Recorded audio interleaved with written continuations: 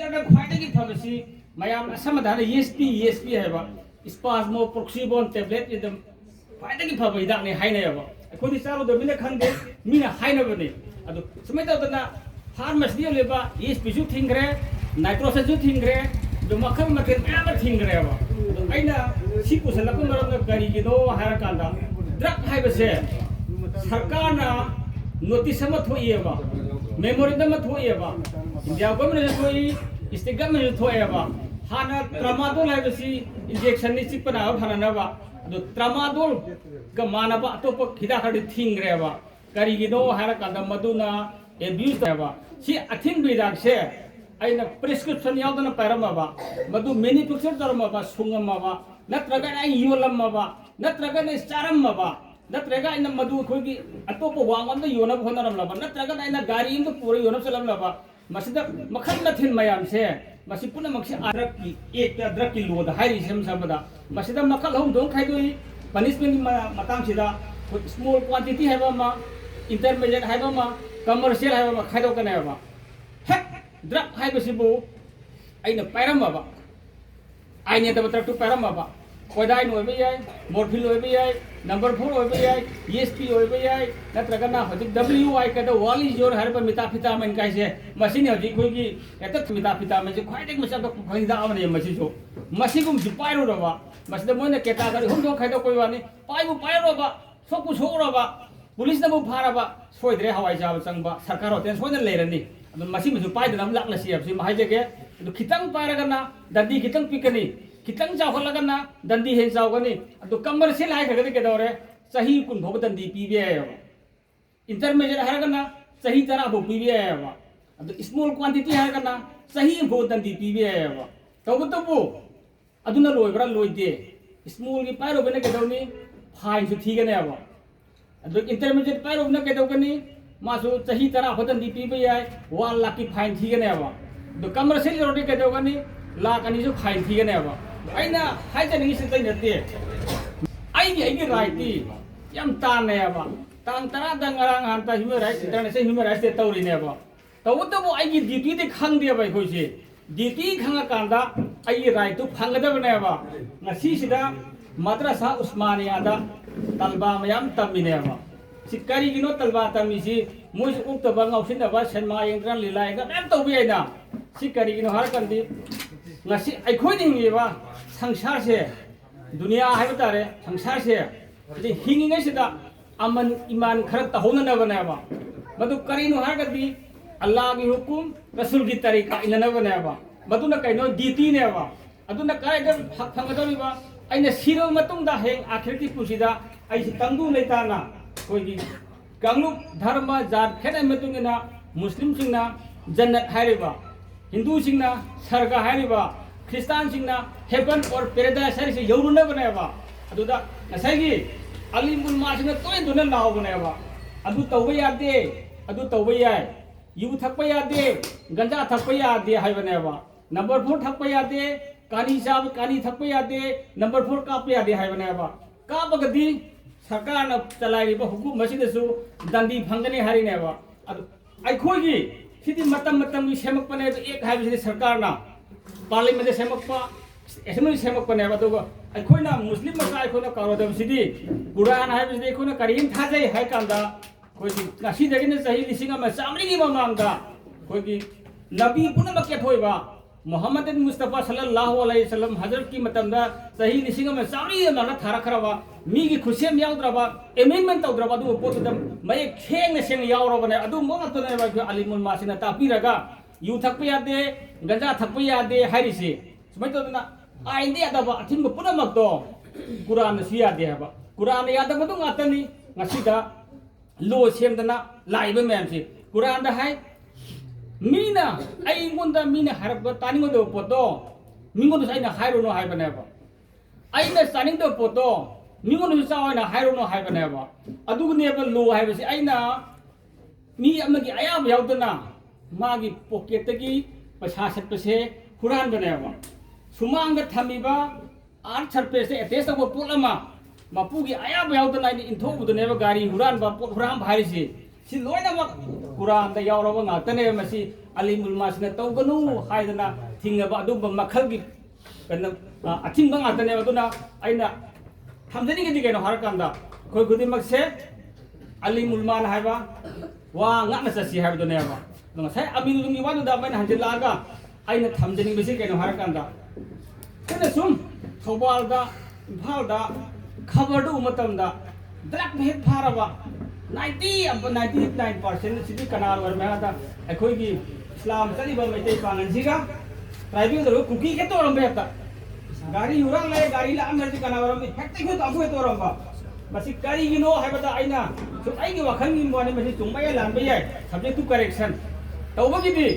को पांगन हाइना मैते पांगन हाने ले रिबा मणिपुर कुंदारी बा इस्लाम नारी से पाइखोई से तसेंगा का सोशल इको से बे और ओयाबा educationally backward oyaba economically backward oyaba politically backward oyaba aduna maram oraga sufam nompham chafam lerakta badagi aina mahai ge thaptu yona khangda badagi drug habisi kaino khangda badagi drug tu charo ragadi drug tu lalolo ragadi aigi punsi si kari oni khangda badagi tawruban ayam oigadra habadum aigi masin aigi pijum sanneaba tasina har kanda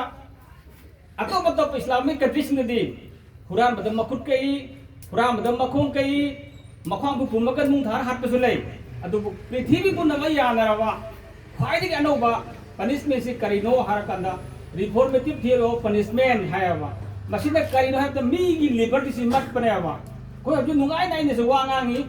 मयाम तारी तानिंग Dubai याय अदु नुंगाई नाइ खोइसि फमदना free movement लेगी तांगासिदा kana ung khare sangaga loem po lebe aru nong ina mate koi liberty se karte to ro matraba adu ga chap panatra ba jeda lai bai si mai kai mari question ba sifai na ngak ba sa matam ta kangsi khi ga to thok pi ba sa lo sangham ba ai nu pi u no sia da ba ima u no sia da ba kana su no ba da ba adu ba punsi mai du hingdana ba ne bai khoi na sarkar na hakchang ju so ba hakchang ju sok na ba mukta na tra bai khoi na drug si to ganu drug si ainde ya de कोई धर्म नसी यादे अदुदे अमु केनो हार कांदा मसी आइन दसी यादे मसी सामा अदुगा ड्रग है बसी अमरोम दो केनो हार कांदा क्राइम विद डिजीज ने अब ड्रग है बसी केनो हार कांदा क्राइम नि लोने न करम मन डिजीज अना बसु थांदो पने अब ड्रग है बसी अदु ड्रग सिकी क्राइम डिजीज सु आई कितंग तेतक न थमजरके अदुगा डी एडिक्शन की मतांग सिदी न तो बताय आइमोंदा फानियाम नंगानु मेमिसु ngang सुनोबा Puning bamisu puja suno ba ngonda nang number 4 yoli nang youth ai ha to puning bamisu puja suno ba do ai hai ba ai sina ne wa khan da hek tum thok hai na khan ri phok di suktum tum thok na mo ba simati asai raja na habi ki du ni mi khara di masana la aga voluntarily la aga ai khoi toba tawjerage hai ba do adu alim sing na habi de na तोबा अमुक फजना तौरगदि अमोन फतब थबक तौरय तौरनसु हायदना तौरगदि खै गुनानसु गुना कबिरा गुना सगिरा लेरिदना मदु दैना हायजरोगे अखंग हाय उन्मा सिना मुपो अदुना तनिंग समang सनदबा खै मियोय बना होलिबा braiding rate सिगिदनि तोंगान बामा कन्ना गुनवन दिबे याय तक तो होन बे याय मयांग केनोसिदि एवरेज दि ओंगो कुमला कनि तोयना तोयना मासे मसासदा होनिंग गो फरकनि ओबे तौरकनि अदे मका मकोक तुनि सिगकनि आई मैं हम सूर अगर भी कोई ना तो ना खेलना अगर भी कोई से पढ़े कोई सी ओ बसे कोई से ओए अदो ओ खू लेगनी ओ खुशी लेगनी अदो आई की मुंगा आई की इसादा आई की नाउगा सुम सिम्टोम भी थे रगदी या मथुना मार्क से ये थोकी को दरकार ले रहे हैं ये बसे डॉक्टर ना फनियाम ना फंगदबगी अवाब तैथेंग ना बगी मैम यावी तुम बे यादरे खोत रहे तो कोन ना कारो जब से ओवर डोज द मी सीगनी हेन सारगा चादब सुफी सिरोय सी भाई बिदे लाइफ को मोनी वन डे खोजि सीगनी मैतै ओइबे बांगनबे एनी संसार ले बोदि मो दोने सीबे लाइगनी मागी लाइफ स्पान लोन लाइगनी तब तब कोना कावना जबसे आई की इसा दो आई की नाव दो ड्रग फंगदे ने जोंग दो सुफी सिरोय सिम खंबियो दोगा मदुदे हेन काबो दो ओवरडोज सीगनी मयाम ने तुरे पद तारमे करे तारमे ओवरडोज माली मे अदो कोन करे मेता हाइबने मनाते सीरीज तारमे ता हाइबने अदो ओवरडोज सुतौ तोरो दबनी अदुना रिहेब सेंटर में चलगा तौर जिसो मो हिसाब पिजा बनते अमा काउंसलिंग तो बने वारी ली बने अमा ड्रग हाइबसी कैनो मशीन हक्चंग द करी सोगली नंग सु समाज की चंग लाउबा चंग लाउबा ओरिबे एमएलएस कुबा आई ओरिबा आईएसएस कुबा ओबिया मिनी नंग करी की ओरिबे नंग सु मतम दे का मागी करेक्शन तो नबा सेंदो नबा मोइदा वारी लिबी बदेबा अदुगा मासी ट्रक चाबदि तुंबा यादबदो सामने सारा बोल दे तक हनका तो हन बनेबा तो खन लका द मा नोके दोरे अनु वो ना को मितु द मा ना को ट्रेनिंग की का द मतना ज्ञान दा हलक थोलक बनेबा सिना ना कोतिकिनी अदुगा कैनो सिदना साइक्लोटॉपिक सब्सटेंस सिदा सिदा पीबा मागी सिम्पटम सिदा सिसु कार्डियोवास्कुलर अदम खाका अना बलाई मेटाबॉलिक डिसऑर्डर हाइबती सिदी आइना हाइड्रगसु नोइ ल खाबा गातनी मेटाबॉलिक डिसऑर्डर लाकनी अदगी न्यूरोलॉजिकल हाइबती सिंगि सिंगनावसु साइड इफेक्ट लाकनी इवन ब्रेन द भोबा मदुना इफेक्ट तोरकनी हाइबा मयाम सिंगि हाइबती आइना तुमखि मतंदा होबोपदा ताद्रबा अदुम तुमनिंगे ते लेरबा अदो कोई मानो सेक्शन बि यारबने करिनो माना तोरसी मियम तुम हाइबसी डॉक्टर ने प्रिस्क्राइब तोरगा सही सुतना सुखबा सुगम तुमु असिदन असि पोसि तुमु हाय अदु हेजिन तुम माइका भब थाबनतेबा हेजिन चाबा से भब थाबनते थाबक हेजिन तौदा भब थाबनते थाबक हेजिन तौदा फायदा भब केनो हार कांदा लारी केनो पाबो फत्ते अबा लारी का हेजिन पाबो सु मसा सोकने मि सोकने वखन सोरकने अबा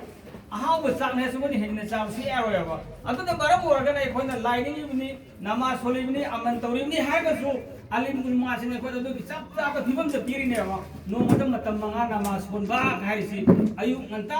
नुमि थोपिङेदा सोनौबा नुमि दिंमतुंदा सोनबा नुमि चाइ थरागा सोनबा नुमि चंगरागा सोनबा अदुगा अहिंगी मतमदा सोनबा हाइना खाइदो इसिंगसे यामना मरम चाना कायना तौदनबा गाक्तने अबा अदु चाहि मत था नाइ दोलेबदा था अमखतंग रोजा हेलु का हारिसे यामना साइंटिफिकली यामना जेनेरली हाइरबने कोन एक्सेस होबा थमसे एब्यू होबा थमसे एब्यूज होबा थमसे सुक्ताउ तौदनबा लांगसी हाबसे मुजु थमजगे दुना अइखोना डिएडिक्सनि मतांगसिदा ताकि तौना तौबिरुदबा जायबिरुदबा फुबिरुदबा मादो कोना काउंसलिंग तौरगने यामना ज्ञान तब मोंगा तौबा तौबो अदुंबा मियोसिन अदुदि कोना मौगदा थाजबा विश्वास तौबा यादे कारण तैसि उसानु किगे रुपा यांखै पियु रुपा चाम त पियु थाजबा यादे पैसा पिरबसु चटके हारगसु मीदुगा आइदुगा नत्रा कना कना गा चमिनरे हारकांदा अदुमै चटमिनबने चिंबा तौरगा तपना तौरगा दी एडिक्शन सेंटर तौरगा रिहेबिलिटेशन सेंटर तौरे हारगा कोई तपना तौरगा अदुगा मियोसिन दुबसु सेदोक मनबदा मयाम पुना मगना मतें पांगनगा कोई Thoubal मोजिंगदा ngasi hoji ahamada haibada awal mojingi isli naw khara amadi masa masa na gyan ta na toba torare hai bu hai sita amada e adukin harau jai do makha ta na kana gumba hai ba thap sida natta ba thap sida natta ba lamtat madu natta ba thap nei hatta ba thap nei aina tawri ji soire na khangna koi angpuk to boiro itaidul ulma da boiro natra kana do boiro sang jare heraga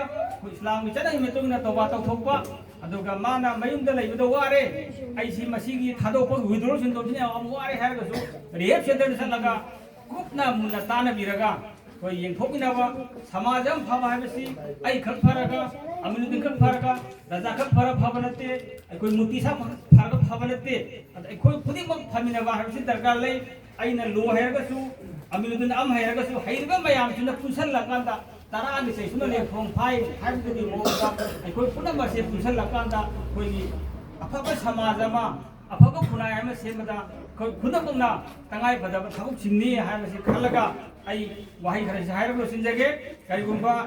NDPS ki matang da koi ni kana gumna henna khangning bole ragosu ngasigi function jing lo silakpada kari gumba matam phangagadi any interaction program matam phangagadi NDPS ki matang sida hangning bole ragosu ai miyam da pakhum pijage ha thamjage last ne matang ai haijaronge drug phai matang da amataga haijaronge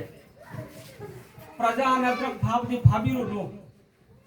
ai na haijaningi si drug thingi me hadana pusu pubiru no phasu ekona pharag bhabiru no drug si pure haina khalagadi mayam na question laga detain tawraga thambiyo ai orbiyai anybody else drug yonda imong oraga so midu thoki danaba poto thaido ki danaba question laga thambiyo अदो authority द पाउ पीबियो कुरान बा फाबगा नुपी chain बा फाबगा मिहात बा फाबगा drug फाबगा याम थिने खेने कोगी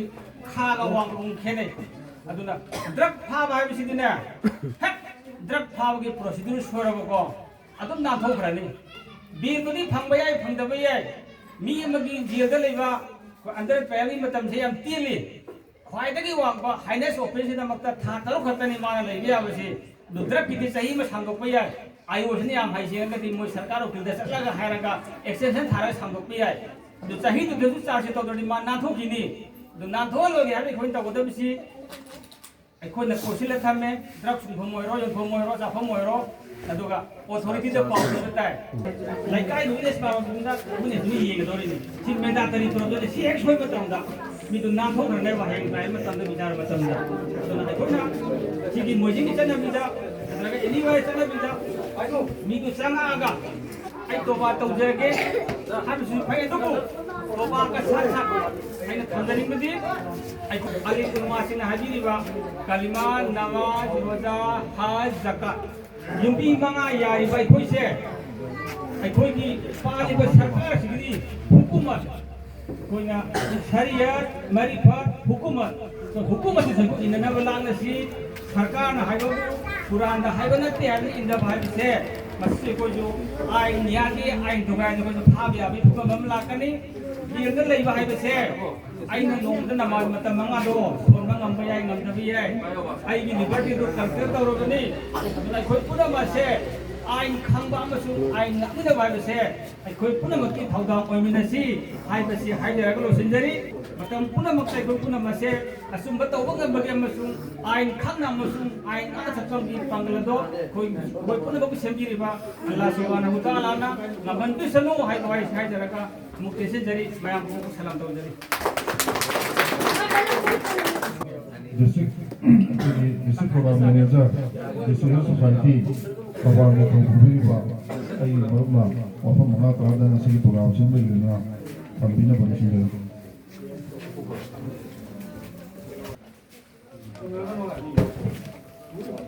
Ahan waktada masigi farmasigi jignes Hazrat Maulana Mufti Akbar Qasmi Sahib Advisor Ittihadul Ulama Thawbal Muji Bisai Tobiriba MB Zakir Mahatamin Madrasa Usmania Thawbal Muji Yaso Honorable Biriba MM Aminuddin Convener MCO aduga masigi hojikta koi ngambi ba ta mjeriba MD Zakir Hussain panel lawyer District Legal Services Authority Thobal Jari dan namang dengtin biriba sijaraba Alaman Singh Sinau Singh Jabatare Jari aduga bukanna bagi legal clinic kyamta pongna masigi pamsulumen na mga tradang samjanawi tatapi yung kinamtasyo tagat sa luto samjari. Nanging idea ang lahi baniya apay sindiri ba kapu dagi minitsiyam tiyan ng ang view hayari ang pamsimu kitang kandre ado ay amna tension na muna jage mayam sa tayo ay karutang jage apay sila minero mayam sa kuasa ba yaw bibra kuasa kutang kasi kuasa ba mi okay kani zawadi talab zawadi yaw ti ai de kuasa khaini sa talab smai to na akhoi ki mayam na sai mamagi resource na मैं कल कुछ जाके मतंग दे हम दुपहर से थम बिरा में हजिक सी कोई ना ड्रग है में सकी किस्तन में थोड़ा काम दा substance मुहाइर substance abuse substance ना करेगी नो हर कारण में सकी कोई ना फार्मेसी होगा इताक सिंधु ड्रग सिंधु आइनिया तो मुंसा का लांसी न बन लाए है भी तो फार्मेसी दा न तब दा से अकोई खूब नब नब तो के को ꯗ꯭ꯔꯥꯏꯁꯤ ꯂꯥꯟꯅ ꯁꯤꯖꯤꯟꯅꯔꯒꯗꯤ ꯁꯤꯁꯨ ꯑꯃꯅꯤ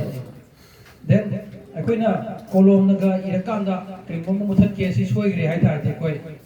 ꯃꯗ ꯁꯤꯖꯤꯟꯅꯕ ꯀꯣꯔꯦꯛꯁ ꯀꯣ ꯏꯔꯦꯁ ꯑꯦꯛꯁꯇꯣ ꯑꯗꯨꯁꯨ ꯂꯥꯟꯅ ꯁꯤꯖꯤꯟꯅꯔꯦꯕ ꯑꯗꯨꯅ ꯉꯁꯥꯏꯒꯤ ꯗ꯭ꯔꯒꯇꯨꯗꯒꯤ ꯈꯤꯇꯪ ꯍꯦꯟꯗꯣꯛꯑꯀꯥꯟꯗ ꯑꯦꯅꯤ ꯄꯣꯠꯁꯛ ꯑꯃ ꯂꯥꯟꯅ ꯁꯤꯖꯤꯟꯅꯕꯒꯤ ꯄꯣꯠꯁꯤꯡꯁꯤ ꯂꯥꯛꯑꯦ ꯑꯗꯨꯅ ꯑꯩꯈꯣꯏꯅ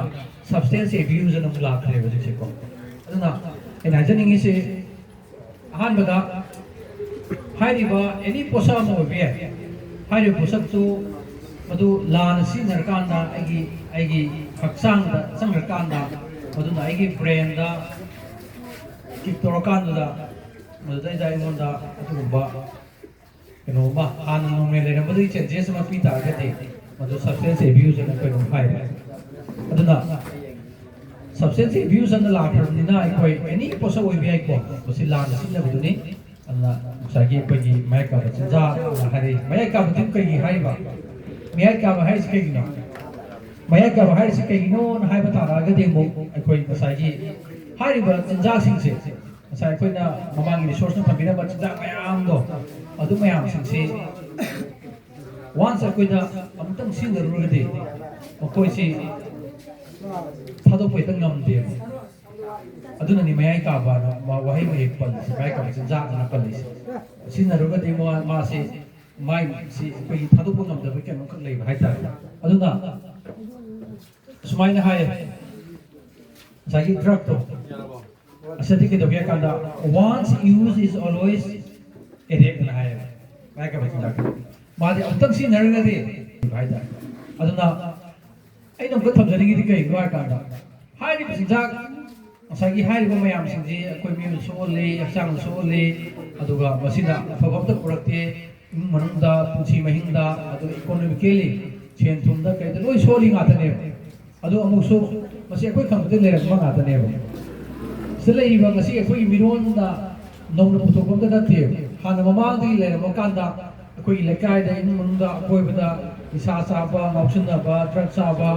ꯌꯨ ꯊꯛꯄ ꯉꯥꯎꯔꯒ ꯂꯩꯕ ꯀ꯭ꯋꯥꯃꯛꯇ ꯆꯥꯔꯁꯨ ꯊꯥꯗꯣꯛꯄ ꯉꯝꯗꯕ ꯃꯌꯥꯝ ꯑꯃ ꯂꯩꯔ ꯂꯥꯛꯑꯦꯕ ꯃꯁꯤꯅ ꯑꯐꯕ ꯑꯝꯇ ꯑꯣꯏꯗꯦ ꯈꯪꯉꯦ ꯑꯗꯨꯒ ꯑꯃꯨꯛꯁꯨ ꯑꯩꯈꯣꯏꯅ ꯈꯪꯕꯗ ꯂꯩꯔꯝꯃꯕꯅꯤ ꯑꯗꯨꯒ ꯑꯃꯨꯛꯁꯨ ꯑꯩꯈꯣꯏ ꯆꯠꯈ꯭ꯔꯁꯨ ꯑꯗꯨꯝ ꯂꯩꯍꯧꯗꯣꯏꯅꯦꯕ ꯂꯨꯔꯤꯁꯦ ꯑꯗꯨꯅ ꯁꯤꯖꯤꯟꯅꯕꯗ ꯐꯠꯇꯦꯅ ꯈꯪꯉꯕ ꯃꯤꯃꯥꯡꯗꯁꯨ ꯎꯔꯕ ꯃꯁꯤꯗ ꯑꯩꯈꯣꯏꯅ ꯑꯃꯨꯛꯇꯪ ꯃꯍꯥꯎ ꯇꯪꯒꯦꯅ ꯈꯟꯗꯣꯏꯁꯤ ꯀꯩꯒꯤꯅꯣ ꯅꯠꯇ꯭ꯔꯥ ꯑꯗꯨꯅ ꯑꯩꯅ ꯊꯝꯖꯅꯤꯡꯕꯁꯤ ꯑꯩꯈꯣꯏꯅ ꯍꯧꯖꯤꯛ ꯇꯝꯃꯤꯕ ꯂꯥꯏꯔꯤꯛ ꯇꯝꯃꯤꯕ ꯃꯁꯤꯗ ꯑꯩꯈꯣꯏ ꯃꯣꯔꯦꯜ ꯏꯗꯨꯀꯦꯁꯟ ꯂꯣꯝꯗ ꯃꯣꯔꯦꯜ ꯚꯦꯂꯨꯁ ꯂꯣꯝꯗ ꯈꯔ ꯋꯥꯡꯈꯠꯂꯛꯄ ꯑꯃ ꯆꯪꯉꯦ ꯀꯣ ꯍꯥꯏꯕꯗꯤ ꯑꯩꯈꯣꯏꯒꯤ ꯆꯛꯆꯥ ꯌꯨꯊꯛ ꯊꯧꯒꯜꯂꯣꯟ ꯕꯦꯕꯥꯔ ꯋꯥꯉꯥꯡ ꯁꯉꯥꯡ ꯊꯛꯁꯤ ꯈꯥꯁꯤ ꯑꯁꯤꯔꯣꯝꯗ ꯈꯤꯇꯪ ꯑꯩꯈꯣꯏ ꯄꯨꯁ ꯇꯧꯕ ꯑꯃꯈꯛ ꯆꯪꯉꯤ ꯁꯤ ꯌꯥꯝ ꯋꯥꯡꯈꯠꯂꯒꯗꯤ ꯉꯁꯥꯏꯒꯤ ꯃꯌꯥꯏ ꯀꯥꯕ ꯆꯤꯟꯖꯥꯛꯁꯤꯡꯁꯤ ꯍꯟꯊꯍꯟꯕ ꯉꯝꯃꯛꯀꯗꯣꯏꯅꯦꯕ ꯑꯗꯨꯅ ꯂꯥꯏꯔꯤꯛ ꯇꯝꯐꯝꯗ ꯁ꯭ꯀꯨꯜꯗ ꯑꯗꯨꯒ ꯂꯣꯏꯅꯅ ꯑꯩꯈꯣꯏꯒꯤ ꯌꯨꯝꯗꯁꯨ ꯑꯍꯜ ꯂꯃꯟꯒ ꯂꯣꯏꯅꯕ ꯃꯇꯝꯗ ꯉꯁꯥꯏꯒꯤ ꯁꯤꯒꯨꯝꯕ ꯃꯈꯜꯒꯤ ꯑꯩꯈꯣꯏ ꯊꯛꯁꯤ ꯈꯥꯁꯤ ꯊꯧꯒꯜꯂꯣꯟ ꯕꯦꯕꯥꯔ ꯑꯁꯤꯒꯨꯝꯕ ꯃꯌꯥꯝꯁꯤꯡꯁꯤ ꯈꯔ ꯋꯥꯡꯅ ꯊꯝꯕ ꯑꯃ ꯑꯩꯈꯣꯏ ꯂꯩꯅꯕꯒꯤ ꯄꯣꯠꯇꯨꯃ ꯂꯩ ꯍꯥꯟꯅꯒ ꯊꯥꯏꯅꯒꯤ ꯃꯇꯝꯗ ꯂꯩꯔꯝꯕ ꯄꯨꯟꯁꯤ ꯃꯍꯤꯡꯗꯨꯒ ꯉꯁꯤ ꯂꯩꯔꯦ ꯑꯗꯨꯅ ꯃꯔꯝ ꯑꯣꯏꯔꯀꯥꯟꯗ ꯑꯩꯈꯣꯏ ꯍꯥꯏꯔꯤꯕ ꯑꯩꯈꯣꯏꯒꯤ ꯀꯩꯅꯣꯁꯤꯡꯁꯦ ꯈꯔ ꯅꯦꯝꯊꯔꯛꯄꯗꯧ ꯇꯧꯋꯤ ꯑꯩꯅ ꯍꯧꯖꯤꯛ ꯄꯟꯖꯔꯤꯕ ꯀꯩꯅꯣꯁꯦ ꯑꯗꯨꯅ ꯃꯁꯤꯒꯤ ꯑꯩꯒꯤ ꯇꯣꯄꯤꯛ ꯑꯃꯗ ꯆꯠꯊꯔꯛꯑꯀꯥꯟꯗ ꯑꯩꯈꯣꯏꯒꯤ ꯗ꯭ꯔꯒ ꯑꯦꯗꯤꯛꯁꯟꯁꯤ ꯊꯤꯡꯅꯅꯕꯒꯤꯗꯃꯛꯇ ꯇꯣꯉꯥꯟꯕ ꯑꯩꯈꯣꯏ ꯁꯣꯁꯤꯌꯦꯜ ꯋꯦꯜꯐꯤꯌꯔ ꯗꯤꯄꯥꯔꯠꯃꯦꯟꯅ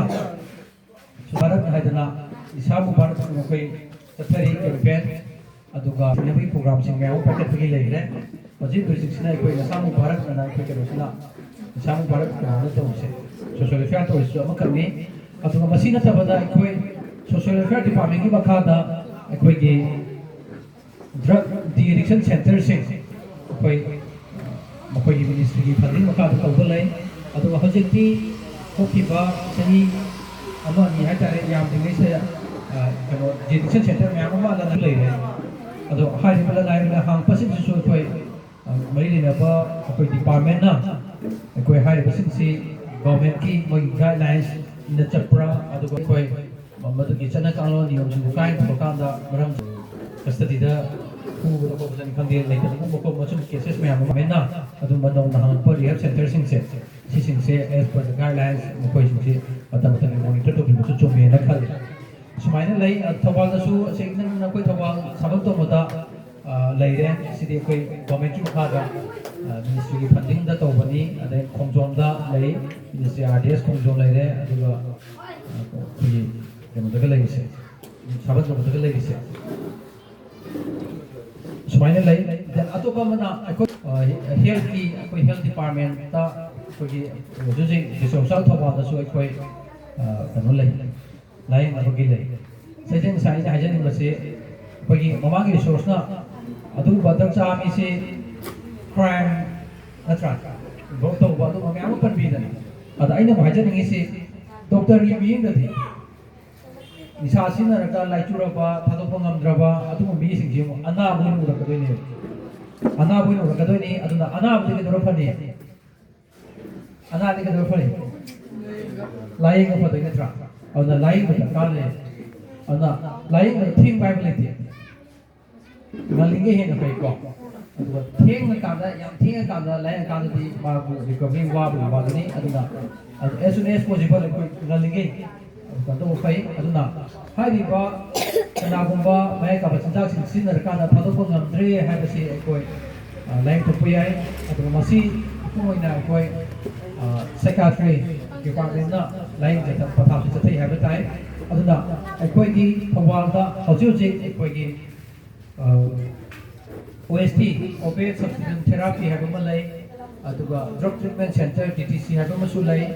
ꯀꯣ ꯍꯥꯏꯔꯤꯕ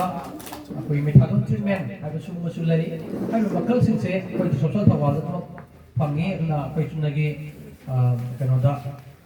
ꯑꯩꯈꯣꯏꯒꯤ OPD ꯑꯋꯥꯔꯗ ꯆꯠꯄꯤꯔꯀꯥꯟꯗ ꯇꯤꯀꯦꯠ ꯑꯃ ꯆꯠꯄꯤꯔꯒ ꯔꯨꯝ ꯅꯝꯕꯔ 44ꯗ ꯑꯩꯈꯣꯏꯒꯤ ꯃꯦꯟꯇꯦꯜ ꯍꯦꯜꯊꯀꯤ ꯁ꯭ꯄꯦꯁꯤꯂꯤꯁꯠ ꯑꯃꯁꯨꯡ ꯑꯩꯈꯣꯏꯒꯤ ꯑꯆꯧꯕ ꯑꯩꯈꯣꯏꯒꯤ ꯁꯥꯏꯀꯥꯇ꯭ꯔꯤꯛ ꯁꯣꯁꯤꯌꯦꯜ ꯋꯥꯔꯀꯔ ꯀ꯭ꯂꯤꯅꯤꯀꯦꯜ ꯁꯥꯏꯀꯣꯂꯣꯖꯤꯁꯠ ꯇꯣꯉꯥꯟ ꯇꯣꯉꯥꯟꯕ ꯇꯤꯝ ꯑꯃꯒꯤ ꯂꯩꯔꯦ ꯑꯗꯨꯒ ꯍꯥꯏꯔꯤꯕ ꯀꯩꯅꯣꯁꯤꯡꯁꯤ ꯑꯩꯈꯣꯏꯒꯤ ꯇꯤꯝ ꯑꯆꯧꯕ ꯑꯃ ꯍꯥꯏꯇꯥꯔꯦ ꯂꯩ ꯑꯗꯨꯅ ꯃꯈꯣꯏꯁꯦ ꯂꯥꯏꯌꯦꯡꯊꯣꯛꯄ ꯌꯥꯏꯅ ꯈꯜꯂꯤ ꯑꯗ ꯂꯥꯏꯌꯦꯡꯕ ꯃꯇꯝꯁꯤꯗ ꯑꯩꯈꯣꯏꯒꯤ ꯀꯩ ꯇꯧꯕ ꯌꯥꯕꯒꯦ ꯍꯥꯏꯔ ꯀꯥꯟꯗ ꯉꯁꯥꯏꯒꯤ ꯑꯩꯈꯣꯏꯒꯤ ꯑꯩꯈꯣꯏ ꯃꯣꯏꯒꯤ ꯁꯨꯃꯥꯏꯅ ꯁ꯭ꯇꯦꯞ ꯂꯥꯛꯄ ꯌꯥꯏ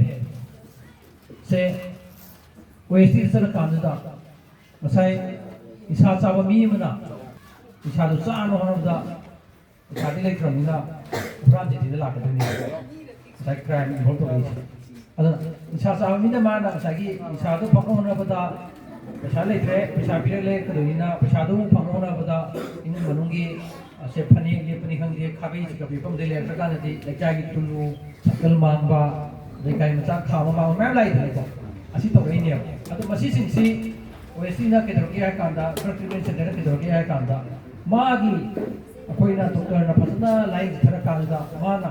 ꯅꯤꯁꯥꯁꯦ ꯊꯥꯗꯣꯛꯄ ꯉꯝꯗ꯭ꯔꯦ ꯇꯧꯕꯇꯕꯨ ꯑꯩ ꯇꯞꯅ ꯇꯞꯅ ꯍꯟꯊꯍꯜꯂꯒ ꯊꯥꯗꯣꯛꯈꯤ ꯍꯥꯏꯕ ꯇꯥꯔꯒꯗꯤ ꯉꯁꯥꯏ ꯃꯥꯅ ꯆꯥꯔꯤꯕ ꯅꯤꯁꯥꯗꯨꯒ ꯃꯥꯟꯅꯕ ꯀꯩꯅꯣꯁꯦ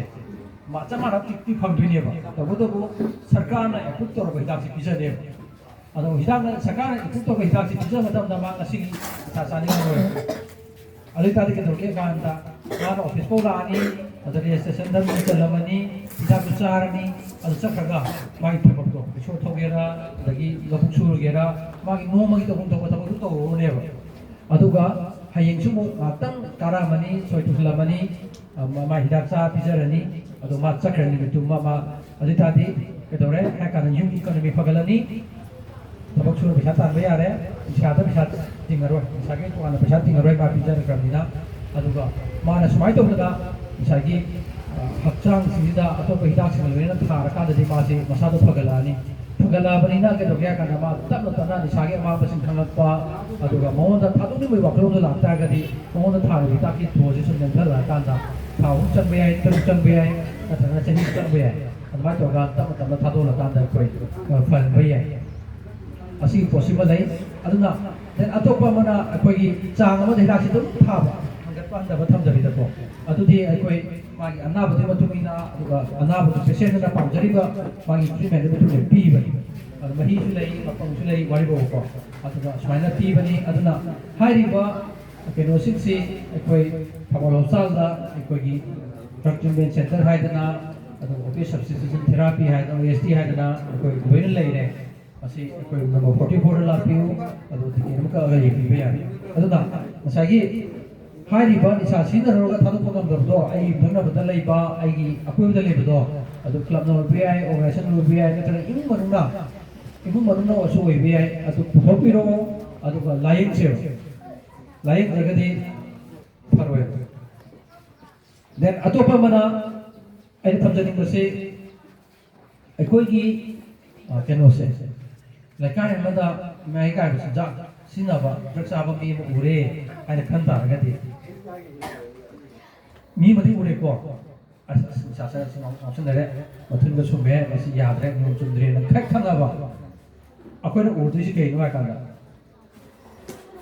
ꯃꯥꯒꯨꯝꯕ ꯑꯩꯈꯣꯏꯅ ꯎꯗ꯭ꯔꯤꯕ ꯃꯤ 3 ꯅꯠꯇ꯭ꯔꯒ 4ꯗꯤ ꯂꯩꯔꯕꯅꯦꯅ ꯈꯟꯕꯤꯔꯛꯑꯣ ꯂꯩꯀꯥꯏꯗ ꯅꯤꯁꯥ ꯆꯥꯕ ꯃꯤ ꯑꯃ ꯍꯦꯛ ꯎꯕ ꯅꯤꯁꯥꯗꯤ ꯆꯥꯔꯕ ꯑꯗꯣ ꯑꯩꯈꯣꯏꯅ ꯃꯁꯛ ꯈꯪꯗ꯭ꯔꯤꯕ 3 4 ꯑꯃ ꯂꯩꯔꯦꯅ ꯈꯟꯕꯤꯔꯛꯑꯣ ꯂꯩꯀꯥꯏ ꯑꯃꯗ ꯐꯣꯡꯅ ꯅꯤꯁꯥ ꯆꯥꯕ ꯑꯃ ꯂꯩꯔꯗꯤꯀꯣ ꯑꯗꯣ 3 4 ꯑꯃꯁꯨ ꯂꯨꯞꯄꯒ ꯑꯩꯈꯣꯏ ꯎꯗꯅ ꯂꯩꯔꯤ ꯍꯥꯏꯕꯁꯤ ꯑꯩꯈꯣꯏ ꯈꯪꯕꯤꯌꯣ ꯑꯗꯨꯅ ꯌꯥꯔꯤꯕꯃꯈꯩ ꯑꯩꯈꯣꯏ ꯉꯁꯥꯏ ꯍꯥꯏꯕꯤꯕꯗꯣ ꯑꯣꯖꯥꯅ ꯑꯩꯈꯣꯏ ꯃꯃꯥꯡꯒꯤ ꯏꯁꯨ ꯄꯔꯁꯟꯅ until and unless I decide ꯑꯩꯅ ꯋꯥꯔꯦꯞ ꯂꯧꯗ꯭ꯔꯤꯉꯩꯗꯤ ꯀꯅꯥꯅꯁꯨ ꯑꯩꯕꯨ ꯁꯦꯝꯗꯣꯛꯄ ꯌꯥꯔꯣꯏꯕ ꯀꯣ ꯑꯗꯨꯅ ꯑꯩꯅ ꯑꯍꯣꯡꯕꯁꯦ ꯄꯨꯔꯛꯀꯦ ꯍꯥꯏꯗꯅ ꯑꯩꯉꯣꯟꯗ ꯌꯥꯝꯅ ꯐꯥꯝ ꯑꯣꯏꯕ ꯗꯤꯁꯤꯖꯟ ꯑꯃ ꯋꯥꯔꯦꯞ ꯑꯃ ꯂꯧꯔꯀꯥꯟꯗꯨꯗ ꯑꯩ ꯅꯤꯁꯥ ꯁꯤꯖꯤꯟꯅꯔꯣꯏ ꯃꯤꯅ ꯆꯥꯁꯦ ꯊꯛꯁꯦ ꯍꯥꯏꯔꯁꯨ ꯅꯣ ꯊꯦꯡꯛꯁ ꯍꯥꯏꯕ ꯉꯝꯕꯒꯤ ꯀꯦꯄꯥꯁꯤꯇꯤ ꯑꯩꯉꯣꯟꯗ ꯕꯤꯜ ꯇꯧꯕ ꯗꯔꯀꯥꯔ ꯇꯥꯏ ꯑꯗꯨꯒ ꯂꯣꯏꯅꯅ ꯃꯤꯉꯣꯟꯗ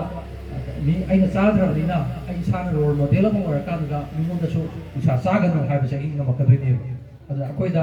ꯂꯩꯕꯤꯔꯤꯕ ꯃꯌꯥꯝꯁꯤ ꯅꯤꯁꯥ ꯁꯤꯖꯤꯟꯅꯗꯕ ꯉꯥꯛꯇꯁꯨ ꯑꯣꯏꯕꯤꯕꯅꯤꯅ ꯑꯩꯈꯣꯏꯗ ꯑꯗꯨꯒꯨꯝꯕ ꯃꯈꯜꯒꯤ ꯁ꯭ꯀꯤꯜ ꯑꯃꯈꯛ ꯗꯔꯀꯥꯔ ꯂꯩ ꯀꯔꯝꯕ ꯁ꯭ꯀꯤꯜ ꯑꯗꯨꯒꯨꯝꯕ ꯗꯤꯁꯤꯖꯟ ꯃꯦꯀꯤꯡꯗ ꯌꯥꯝꯅ ꯄ꯭ꯔꯣꯡ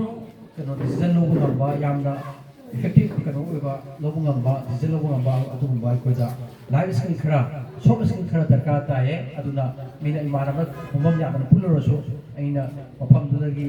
ꯉꯥꯛꯊꯣꯛꯄ ꯉꯝꯅꯕ ꯍꯣꯠꯅꯕ ꯇꯥꯏ ꯑꯗ ꯒ꯭ꯂꯥꯁ ꯑꯃ ꯊꯛꯁꯦꯅ ꯍꯥꯏꯔ